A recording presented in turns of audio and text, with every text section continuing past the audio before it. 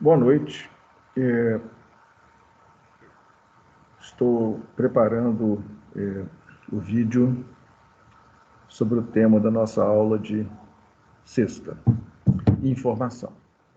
Então, como combinado, esse pequeno vídeo são um conjunto de comentários sobre os textos que nós utilizaríamos nessa nossa aula. Então, o tema informação, a importância dele não é necessário discutir, né, porque informação sempre é fundamental, né, na sociedade humana e na economia em geral. Numa moderna economia capitalista, a informação é inteiramente decisiva e possivelmente nós estamos vivendo numa era da informação e da comunicação, né, que é uma era de revoluções nas tecnologias de informação e comunicação. O The Economist, como eu vou concluir na última transparência que eu vou apresentar, fala em data economy, né? Então, e dado, né, que é um elemento de informação, né? Então, entender esse contexto é algo inteiramente decisivo, né, para a economia em geral e para a economia do nosso tempo em particular. Então, também uma preparação para o nosso último tópico, né, a microeconomia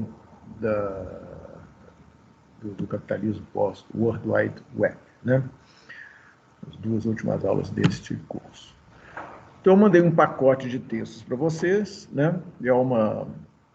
Então, 3 textos do Kenneth Arrow, Prêmio Nobel de Economia, né? Um de 62, outro de 1996, outro de 2010. Um texto do Stigler, Prêmio Nobel de Economia, de 1960. Texto do Hayek, de 1945, data errada aqui, Prêmio Nobel de Economia. Um texto do Richard Nelson, de 1959, e outro de 2010. Richard Nelson, eu torço para que ele ganhe o Prêmio Nobel desse ano, né? E agora em outubro, né, a Comissão do Prêmio Nobel anuncia os prêmios e eu sempre torço para que ele ganhe. Nelson, que ele é um dos fundadores da abordagem neo-schumpeteriana, etc. Finalmente, um livro, né, do Michael Polanyi, né, Michael Polanyi, né, que é de 1966. Então, com esse conjunto, por razões que eu vou, né, apresentar, já digo que eu acho que o texto mais importante, né, o que vai ser o central na apresentação, na aula de sexta-feira, é o texto do Arrow, né, e os outros vão compor, né, que é um quadro mais geral, né, que é importante, né, para a discussão do tema, né. Então, eu queria, antes de mais nada, dizer que tem eu estou mostrando um livro aqui, é um livro que eu comprei no final do ano passado, um livro de 2017, intitulado The Knowledge We Have Lost in Information: The History of Information in Modern Economics. É um livro escrito pelo Philippe Mirovski e pelo Eduard Nick K. Então, esse livro, essa é a minha tarefa. Enquanto vocês estão lendo esses textos, eu pretendo ler esse livro até a aula de sexta-feira. É uma promessa, porque ele vai nos ajudar a localizar, né, o Arrow, o Stigler, o Hayek, né, o Polanyi, todos com mais ou menos força aparecem nesse texto, e o Simon, né, Herbert Simon, que tratamos na aula, né, no tópico anterior, né, o tópico de racionalidade, também é um personagem muito importante nesse livro. Então, e como vimos, né, ele tem vários comentários sobre informação que a gente vai lidar. Então, essa, né, a introdução da introdução. Então, eu vou passar, né, por cada texto, assim, falando da importância, né, que aí, como eu fiz da outra vez, né, na aula eu já posso ir mais diretamente a lidar com os conceitos, né, que estão em cada um desses textos, eu vou trabalhar com eles de uma forma que talvez eu vou dar muitas pistas hoje, né. Bom, então o primeiro texto é esse texto do Arrow, Economic Welfare and the Allocations of Resources for Invention, né. Como vocês veem, o Arrow estava, né, na Rand Corporation naquele momento, né, que é uma... isso faz parte da história que o livro, né, The History of Information Modern Economics, conta, né, é uma... Agora, esse texto eu acho ele inteiramente genial, né, que assim, é uma...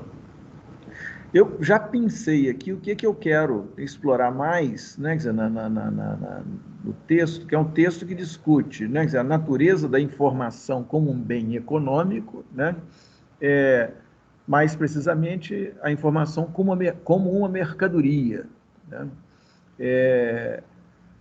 Só que, como veremos, é uma mercadoria inteiramente especial, né, que tem características muito singulares, né, que vai trazer um conjunto de problemas para os exercícios, né, de equilíbrio geral, né. Kenneth Arrow, né, os economistas o conhecem muito bem. Kenneth Arrow ele é um dos elaboradores, né, da moderna economia do equilíbrio geral, né. O prêmio Nobel que ele recebeu certamente tem a ver com, né, com a matematização, né, que ele construiu, que ele contribuiu para construir em torno dos modelos de equilíbrio geral. Quer dizer, algo como voltar lá no esquema do Walras, né, comentado já vocês vão lembrar que o Walras é mencionado pelo Schumpeter no primeiro capítulo do Teoria do Desenvolvimento Econômico, né, o fluxo circular, né, que depois o Schumpeter entra, né, com inovação, que ainda existe, né, no fluxo circular e no equilíbrio geral, né, que é uma... e aí, então, o Walras, né, que é o pioneiro no século, né, final do século XIX, né, e o Arrow é um cara que, né, ao longo da segunda metade do século XX, vai construir essa elaboração sobre o equilíbrio geral. Então, o interessante, então, desse texto é que como que um autor, né, importante para a elaboração do esquema do equilíbrio geral, basicamente vai dizer que quando a informação é levada, se leva em conta a informação como um bem econômico, um conjunto de problemas enormes vai aparecer para o esquema do equilíbrio geral. Então, por quê? Né? Então, lá pelas tantas, na aula eu vou usar vai ter um tópico, certamente, que é intitulado As Desconfortáveis Propriedades da Informação como uma Mercadoria Especial, né? Já vou dizer. É desconfortável para quem? Né? Desconfortável para o modelo de equilíbrio geral. Né? Então, um pouco essa... Né? Então, essa elaboração do ERA é muito rica por isso, né? E como, né? Aí, particularmente o pessoal do doutorado de inovação, né? Como a informação seria um componente importante, né, de documentos como patentes, né, que é uma patente contém informação, né, que contém conhecimento codificado, né, a posição do Arrow muito cético, né, e até crítico, né, com relação ao significado das patentes, eu acho que é muito importante para ser entendido e eu chamaria uma atenção particular para esse aspecto que ele vai apresentar, elaborar e desenvolver. Então, o texto, né, quer dizer, abre, né, historicamente, esse texto, em termos da história do pensamento econômico, esse texto do Arrow vai ser considerado, junto com o texto do Nelson, que eu vou comentar adiante, como dois textos que fundam um ramo da economia, que é a economia da ciência, né? Que é então, uma das histórias, né, do pensamento econômico, aliás, escrita pelo próprio Mirovski, né, que é autor desse livro que eu mostrei aqui, ele vai colocar o Arrow e o Nelson trabalhando na Rand Corporation como dois fundadores, né, de uma economia da ciência, né? Então, é um texto super importante. E, insisto, ele vai ter uma discussão depois, né? Para quem interessar, é importante, que é um pouco estruturas de mercado que são mais favoráveis à invenção, né? À inovação. Tem uma discussão adiante, né? Compara competição perfeita com outros, com monopólio, etc. É importante por outras razões, mas eu não vou me concentrar muito nesse tema, né? Então, o que eu quero mesmo é discutir, explorar tudo que tem a ver com a natureza da informação. E aqui o Arrow está dizendo, né, isso é importante para... Ele está trabalhando com quer dizer, invenção para ele, né, quer dizer, vai ser traduzido como a produção de novas informações, né? Então, essa é a articulação, né? Então, então, portanto, é um pouco, né, a atividade de pesquisa e desenvolvimento, né? Nós estamos nos Estados Unidos, né, o sistema de inovação mais sofisticado do planeta hoje ainda, né? E naquele tempo, sem dúvida alguma, né? Então, é um pouco uma conversa sobre o que é que está em torno, né, da produção dessa, né, da produção dessas novas informações, né, no fundo, o gasto com o P&D, né, então, esse é o papel-chave desse texto, né? Então, e eu diria que a aula vai ser construída em torno dele, né? É o que eu mais incentivo para vocês fazerem a resenha, né? Então, esse é o primeiro, e o chave, né? Nós vamos ter um privilégio, porque o Arrow então, o texto do Arrow de 2010, já antecipando, né? E o do Nelson também de 2010, que eles reencontram o National Bureau of Economic Research, a entidade que tinha organizado, né, um grande seminário para discutir economia do progresso tecnológico, economia da inovação, etc., lá em 62, né? A turma se reencontra em 2010, 50 anos depois. E aí, o Arrow para mim, é super importante, porque é um momento de ver se o Arrow manteve as posições, a análise dele, né, que depois tem todo um desenvolvimento teórico dele próprio, Arrow, e um conjunto de mudanças, né, na economia entre 62 e 2010. Então, ver essa revisita é um negócio é um privilégio para nós, né? Então, essa articulação é importante. E eu antecipo que o Arrow continua, em 2010, apresenta, né, sustenta, né, até onde eu entendo os dois textos, né, mantém as posições, né, que ele havia apresentado em 1962. Bom, o outro texto, de um outro prêmio Nobel, Stigler, né, o título é The Economics of Information, né, então não tem jeito de escapar dessa aula, né? Só que aqui ele está discutindo informação num outro sentido, né? Quer dizer, é importante diferenciar. Aqui o Stigler está tratando da informação que já existe, né? Quer dizer, o Arrow está tratando da informação que está sendo criada, né? Quer dizer, o produto da atividade de pesquisa e desenvolvimento, o produto da atividade de invenção, né? O Stigler não, o Stigler está discutindo, basicamente, a informação que ele está discutindo é preço, né? Preço é uma informação que está disponível, ele está automaticamente acessível para todo mundo, né? Quer dizer, um pouco compõe um esquema de questionamento, né, das premissas, né, quer dizer, apresentadas da microeconomia introdutória, convencional, etc.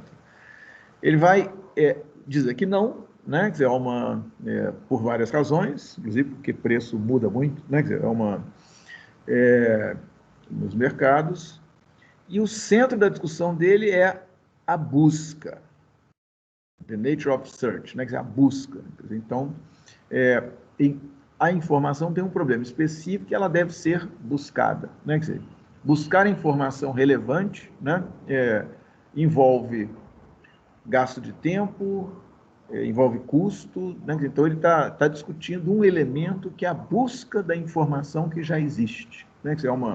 Isso é muito importante, né? Enfim, está na nossa bibliografia, mas eu quero então chamar a atenção que é num outro sentido que ele está discutindo, né? Então isso aqui tem implicações tremendas para a microeconomia em geral, né? E ele depois vai dizer que eu estou aqui discutindo a coisa mais simples, que é a busca do preço, né? Há outros elementos importantes, né, do ponto de vista do consumidor, que é qualidade, né, que é a busca de qualidade muito mais complexa, que ele não vai tratar, né, aí depois tem outros autores que vão tratar disso, né, mas ele deixa, então, tem uma contribuição importante no sentido de colocar a importância da busca, né, no raciocínio, né, de como lidar com a informação. Ou seja, né, uma premissa, né, da microeconomia convencional, né, estou chamando de microeconomia 1, né, é que a informação é um bem que está disponível para todo mundo sem custo, né, é o que aqueles exercícios, né, de quem fez, os economistas vão se lembrar dos exercícios de otimização que fazem, né, que fizemos todos, né, em microeconomia 1, e nesses exercícios, né, que sempre a informação, o preço, né, está disponível sem custo e imediatamente para todos os agentes, né, então esse texto do Stigler questiona profundamente isso. Fala, não, né, quer dizer, a informação é algo que não está disponível, você tem que buscá-la, você tem que ir atrás dela, né? Isso envolve custo e tem uma lógica, né, da busca, né? Então, o que é que, né? Então, né? Ele vai fazer exercícios, né? De qual é o ponto ótimo de busca, né? Quanto tempo e quanta energia você gasta, né? Para buscar um preço relevante, né? Então, isso aí vai suspense para a aula, né? Vocês leem o texto. E aqui vai ter uma outra coisa importante também para nós, né? Que é introduzir um significado econômico da propaganda, né? Propaganda, né? Então ele vai dizer que, né? Propaganda é um minimizador de custo de busca, né? Então tem todo um sentido né, e essa introdução econômica da ideia da propaganda é super importante para o tempo atual, porque, uma empresa, né, que ocupou a World Wide Web, né,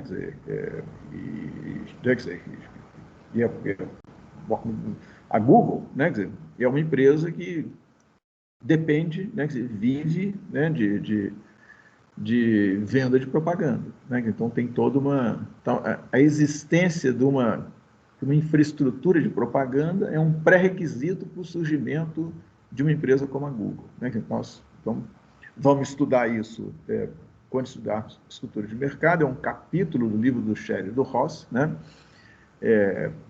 Capítulo sobre propaganda, marketing, né? E isso, portanto, é um desdobramento desses pontos que o Stigler está colocando, né? Então, por isso, por essas razões, o texto de Stigler é importante. O terceiro texto é um texto do Hayek, um texto de 45, né? intitulado O Uso de Conhecimento na Sociedade, né, que é uma... Aqui, basicamente, ele vai, né, fazer uma... É um texto super importante, né, por inúmeras razões. Segundo, né, o Mirovski, né, nesse livro aqui, né, que é ele vai ter um capítulo sobre o Hayek, né, então só para... e vai meio sugerir, né, quer dizer, não sei se vocês conseguem ver aqui, capítulo 6, né, Hayek changes his mind, né, quer dizer, então, esse texto, então, o Mirovski vai sugerir que boa parte do esforço, né, que o Errol teve envolvido, o Simon teve envolvido, faz parte de um movimento para tentar responder questões levantadas pelo Hayek, né, que é em termos do que é informação, o mercado como processador de informação, né, que então é um texto que deve ser tratado, né, que basicamente o Hayek está caminhando, né,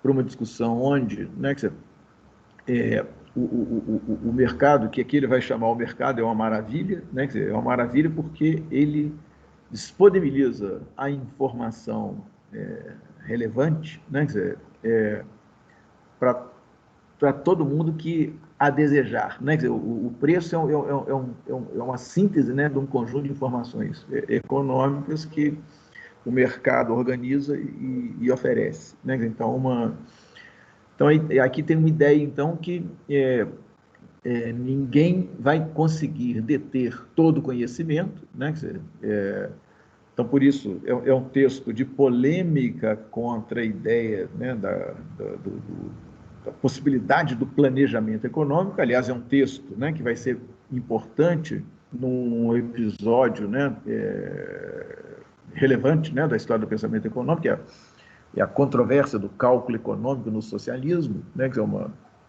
onde, né, quer dizer, Baroni, Fomises, Hayek, por um lado, né, quer dizer, o Lange, né, Oscar Lange, por outro, né, que vão ter um debate sobre, né, sobre, né, a natureza do conhecimento, a possibilidade de planejamento, o papel do mercado, equilíbrio geral, né, que então tem um conjunto de questões de debate super importante e na minha opinião, Hayek se saiu melhor, né, que eu acho que venceu o debate, né, porque o Lange, que era o representante, né, vou pôr aspas assim, do socialismo nessa discussão, usava, né, o equilíbrio geral, né, quer dizer, e o Hayek, né, quer dizer, que ataca, né, o socialismo, né, quer dizer, né, também atacava a ideia de equilíbrio geral, né, dizer, então aqui é interessante até porque, né, isso aqui dá um certo nó, porque quem está atacando o equilíbrio geral é a posição, né,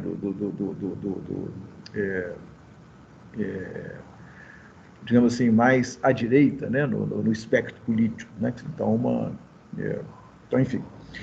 Então, a parte, né, dessas importantes considerações, né, de conteúdo da história do pensamento, esse debate, né, então Hayek está no debate, né, da chamada controvérsia, né, do cálculo econômico do socialismo, ou eu colocaria uma discussão plano versus mercado, né, que ele vai ser importante, então, para ter uma posição, né, sobre o significado da informação, né, quer dizer, uma interpretação, né, e uma visão de mercado, né, que nós vamos voltar a isso quando a gente for discutir mercado, né, que o mercado como entidade, né, de processamento de mudança econômica, né, que todas essas mudanças vão ser sintetizadas em preço, né, e guarda a palavra o uso do conhecimento, né, que nós vamos encerrar o último texto que eu vou apresentar, o texto do Polanyi, né, do Michael Polanyi, que é exatamente uma discussão sobre diferentes naturezas do conhecimento, né, que é um tema fundamental na conversa que nós vamos ter na sexta. Bom, o outro texto é o texto do Richard Nelson, de 1959, né? É uma The Simple Economics of Basic Research, né? Basic Scientific Research. Então, é tentando construir, então é um texto que, junto, como eu disse aqui, com aquele do Arrow, de 1962, seriam os fundadores, segundo Vygotsky, né, da economia da ciência, né? Quer dizer, E esse texto aqui, então, está tentando, né, quer dizer, entender o papel econômico, né, da pesquisa básica, né, que é uma... E vamos entrar aqui no... Aqui, inclusive, nesse texto, tem uma explicação de por que na aula passada eu desencavei o Freud e fomos falar de poder, agressividade, questão militar, né, que é uma...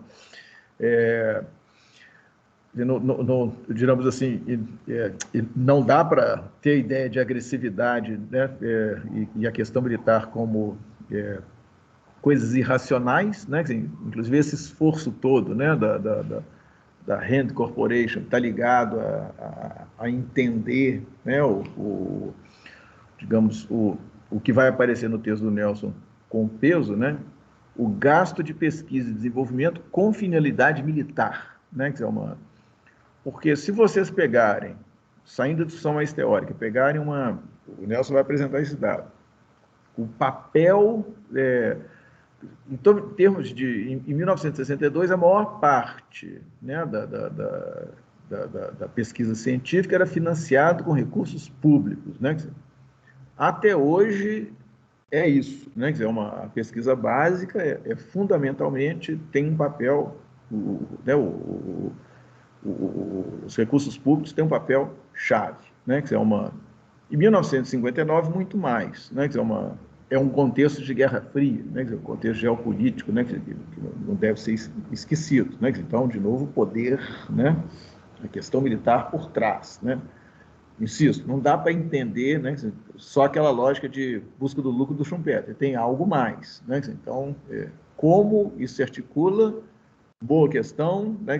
Não sei, por isso coloquei a questão, né, do Freud falando da agressividade, né, Gama? Na aula passada, poder, né? E o Nelson, então, vai... e o que ele vai apresentar é que ali em 59, né, a maior parte do gasto público era destinado para finalidades militares, né? Que é então, e aí tem toda uma discussão, né? O Nelson vai discutir se isso é eficiente, se não é, ele vai ser crítico, né? Que é a essa, né? A essa alocação, né? E tem então, com essa discussão, ele está, né, quer dizer, provendo uma racionalidade para entender o papel da pesquisa básica, né? E, num certo sentido, né, quer dizer, o gasto militar americano vai ser muito importante para a ciência e para a tecnologia. E é um outro assunto, isso aqui, talvez do curso de Economia da Ciência e da Tecnologia, né, que porque se a gente listar importantes inovações, né, da era, né, das informações e das comunicações, nós vamos encontrar, né, o Pentágono, vamos encontrar gastos em pesquisa com finalidade militar, digamos, desde o computador, do primeiro computador eletrônico, né, lá no início da década de 50, né, que é passando pela internet, né, enfim, então tem todo um conjunto de questões que são importantes até hoje, são fundamentais, e que esse texto aqui abre, né, que e também o Nelson vai revisitar isso em 2010. Então, também é outro privilégio que a gente tem, né, com esse texto.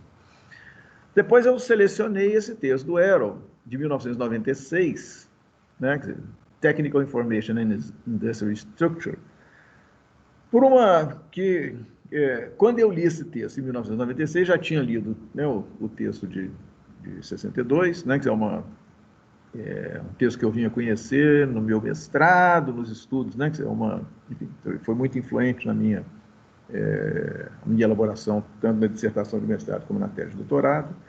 E quando eu vi esse texto em 96, a primeira dúvida é a seguinte: será que o Arrow mantém a interpretação que ele apresentou em 62, né?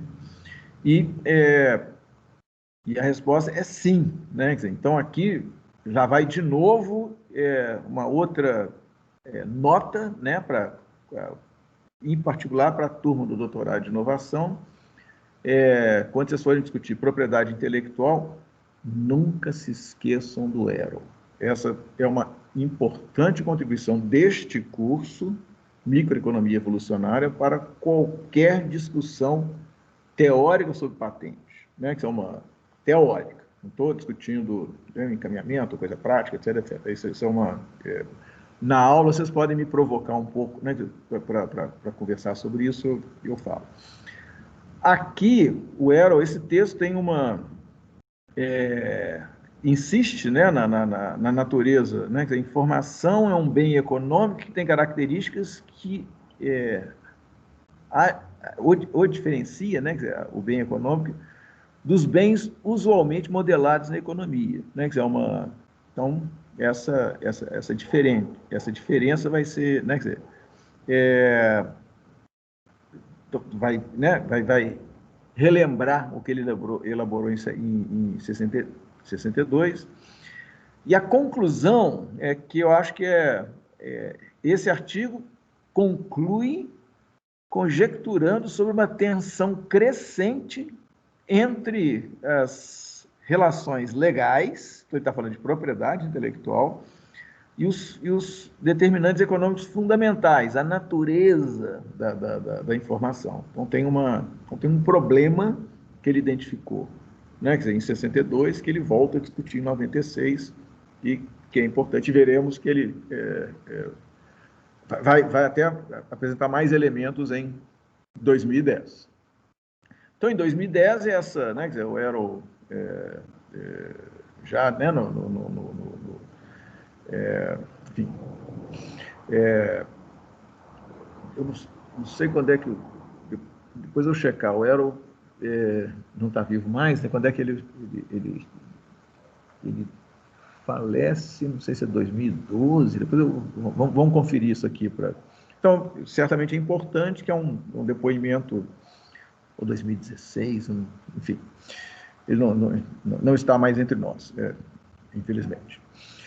Então, ele revisita, e esse texto é uma pérola, né? Porque ele fala, estamos de volta aqui, né? Quer dizer, 50 anos depois, né? Quer dizer, e dois dos sobreviventes daquela conferência, né? Ele e o Nelson, né? Quer dizer, estão discutindo, etc, etc. Então, esse texto é um texto curto, muito interessante, então tem que ser lido, né, com o olho, né, para a discussão de 62, e ele vai fazer uma ótima, que eu vou trazer isso na aula, né, vai sustentar essa posição sobre os problemas de patente, e vai apresentar, fazer uma referência a um texto, né, de dois autores que são digamos, radicalmente contra, né, quer dizer, a instituição da patente, né, a instituição da propriedade intelectual, etc, etc, acham, né, quer dizer, monopólios são injustificados, né, quer dizer, inclusive em relação à informação, etc.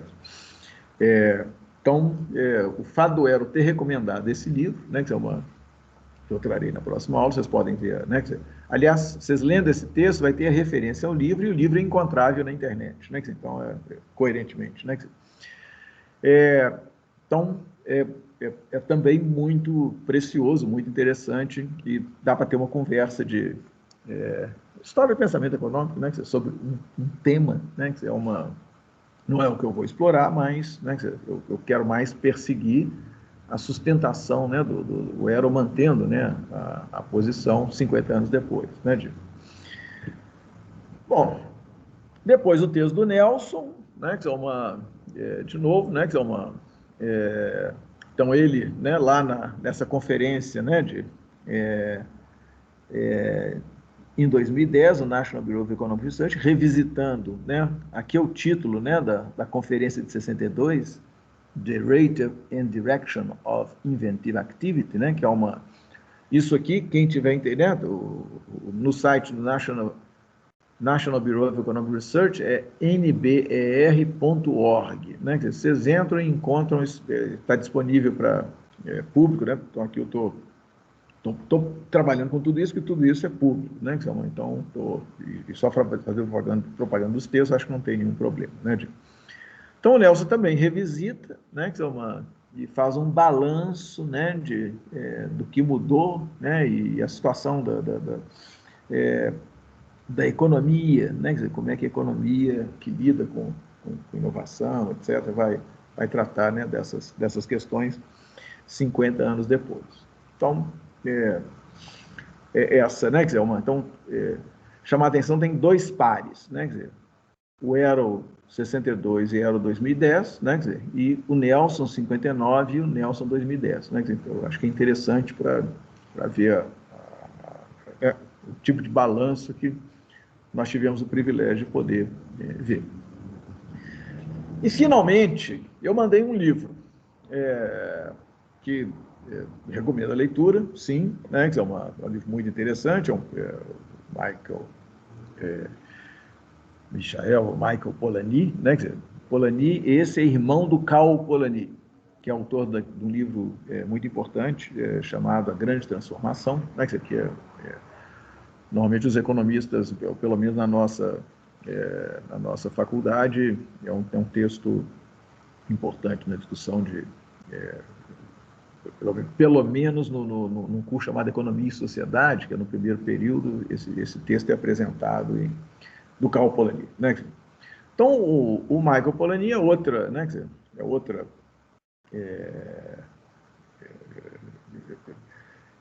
É um texto muito importante, né? Quer dizer, e já antecipo que é o seguinte, porque se vocês saírem da aula, né, quer dizer, começarem a falar do texto do Aero em qualquer roda, né, quer dizer, de economistas ou de pessoas com uma familiaridade de debates acerca, né, da informação, conhecimento, etc., o pessoal vai fazer é muito comum uma farpa, né, no sentido acadêmico, ser julgada no Aero e na concepção dele. E a frase é a seguinte: ora, informação que o Aero está discutindo é o conhecimento codificado. Mas o conhecimento codificado é apenas parte do conhecimento. Existe também uma outra dimensão do conhecimento, que é a dimensão tácita. Polanyi, né? Então, e como Hayek, né, já botou o uso do conhecimento na sociedade, né, então o conhecimento está discutido, o Polanyi tem uma tremenda contribuição que os autores da economia da tecnologia vão usar muito, né, porque ele então, destrincha, sugere, discute essa dimensão tácita, né, então, apresentar esse texto, né? Então, é um livro, né? Talvez eu recomende a leitura, né? Se alguém quiser resenhar esse livro, né? A resenha do capítulo 1 é suficiente, né? Quer dizer, o saber tácito, né? E a ideia do saber tácito, eu já pensei o parágrafo onde ele explicita, né? Quer dizer, enfim, estou tirando, né, um parágrafo do livro, né? Insisto, para finalidade estritamente acadêmica, e até fazer propaganda do livro, para vocês comprarem, né, etc., onde ele explicita, né, o que é a frase que todo mundo vai citar, né, que então, Polanyi é super, né, quer dizer, trabalhado e deve ser bem lido, né, eu acho que isso é muito importante. Então, ele diz, eu vou reconsiderar o conhecimento humano, né, começando do fato que nós sabemos mais do que a gente pode falar, né? Quer dizer, ou contar, né? Quer dizer, então a gente sabe coisas que a gente não consegue expressar, daí a dimensão tácita, né? Quer dizer, então ele vai dar um exemplo, como é que você reconhece uma pessoa, né, no meio da rua, etc, etc. Enfim, por exemplo, né? Quer dizer, Você reconhece, mas é muito difícil você dizer por que é que você, né? Por que você reconhece aquela face, né? Com uma face que você conhece. E vem a outra frase que é importantíssima. Assim, esse é um tipo de conhecimento que não pode ser colocado em palavras, né? Então, daí não é um conhecimento codificado, né? Então o Polanyi apresenta essa dicotomia, né? Conhecimento codificado é o que a gente consegue escrever, né? Então o conhecimento científico, a gente escreve um artigo, né? Quer dizer, um artigo científico é conhecimento codificado. Uma patente, né? Você escreve, né? O que é o processo que você está pedindo monopólio temporário, artificial, né? Que é conhecimento tácito, é conhecimento codificado, está codificado. Mas tem muita coisa que você não consegue escrever, não consegue codificar. E é importantíssimo em termos de tecnologia, né? Quer dizer, e eu diria, e o Polanyi vai dizer, importantíssimo em termos de ciência também. Então já chamar a atenção que ele não está dizendo que a tecnologia tem elementos tácitos e aqui a ciência é toda codificada. Não. Né? A ciência também tem um elemento tácito fundamental, né? E portanto, né, que vai exigir, né, que a formação científica dependa tanto de curso, de contato entre pessoas, de experiência em laboratório, né, de aprender a fazer pesquisa. Então, são coisas que, né, é difícil de dizer, né, então você tem um aprendizado muito particular. Então, insistir na importância disso, né, eu terei que fazer comentários, né, sobre essa dicotomia, né, do conhecimento codificado e conhecimento tácito. Então, informação em geral, né? Quer dizer, ok, é conhecimento codificado, sim, ok, né? Mas a dimensão tácita tem que ser tratada porque ela envolve, né, questões particulares, né? Quer dizer, para a sua difusão, né? Então, aprendizado, né? Quer dizer, educação, né? Quer dizer, podem estar fortemente relacionados à capacidade de difusão do conhecimento tácito, né? Que e tem uma dinâmica que autores aí neo-schumpeterianos vão chamar a atenção, que o limite entre o que é codificado e o que é tácito, o codificado e o não codificado, é um limite que é plástico, né? Quer dizer, que varia com o tempo. Uma das discussões do desenvolvimento, o crescimento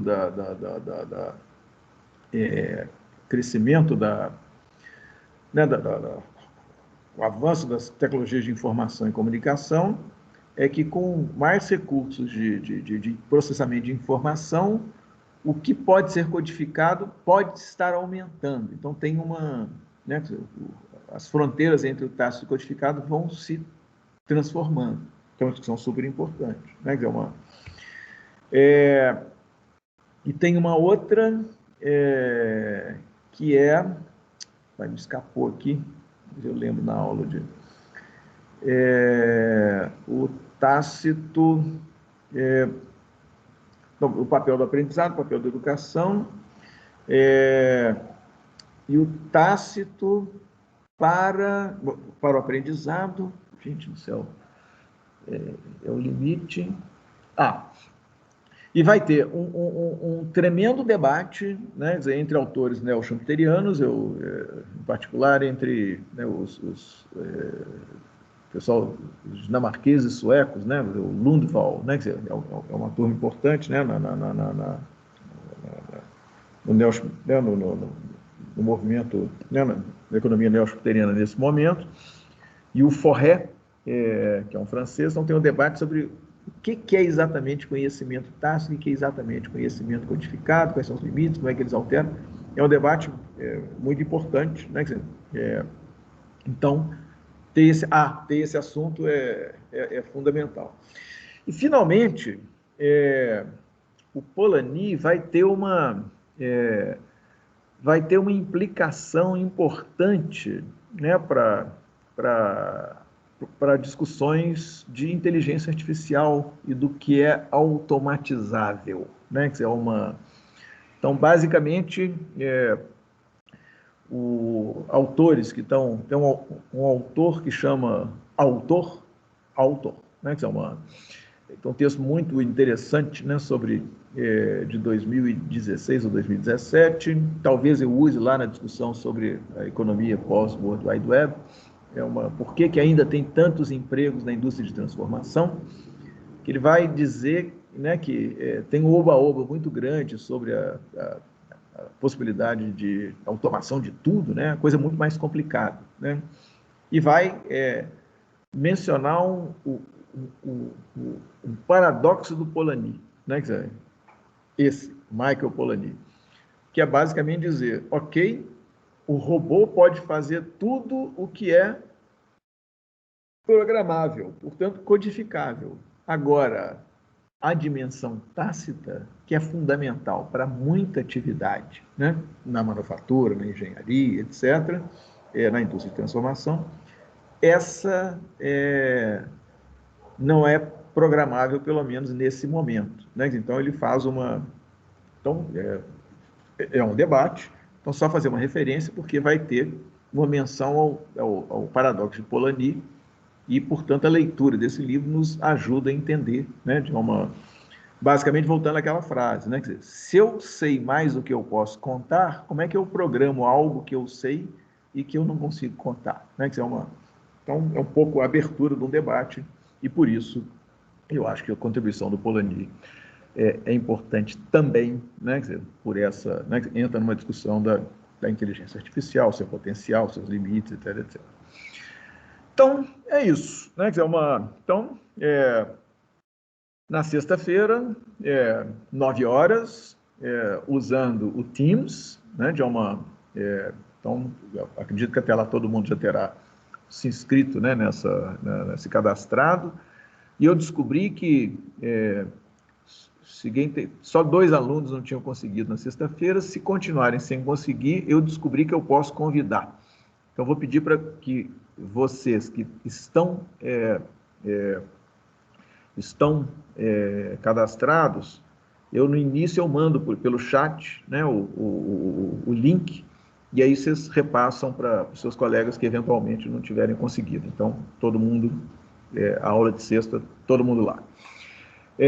Então, na aula eu vou, como sempre, fazer uma combinação entre esses textos, buscando resenhar o que é necessário para introduzir o significado da informação como bem econômico, né? Então,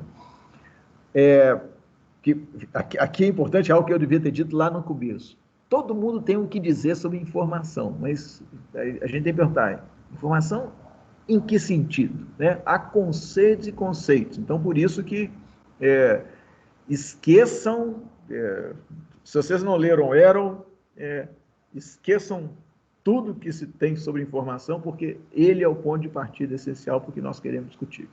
Então, é um conceito muito específico que nós vamos tratar. Então, com todo respeito a todas as outras elaborações, mas para entender a informação como bem econômico, o Arrow é um ponto de partida, né? Então, é nesse sentido que nós vamos usar. A concepção de informação, em particular aqui, né, que nós vamos tratar, tem implicações importantes para análise em geral, né, que você vai ficar voltando, né, no nosso curso todo o tempo, né, vai aparecer, por exemplo, quando a gente estiver discutindo teoria da firma, né, vai aparecer um paradoxo do Arrow, né, que vai ser importante para definir, para que firmas possam crescer em termos de tamanho, para resolver esse paradoxo, suspense, né, que é Então, tem implicações, né, para o restante do curso. E nós estamos vivendo, peguei aqui, né, um special report do The Economist, né, de 20 de fevereiro de 2020, né, que é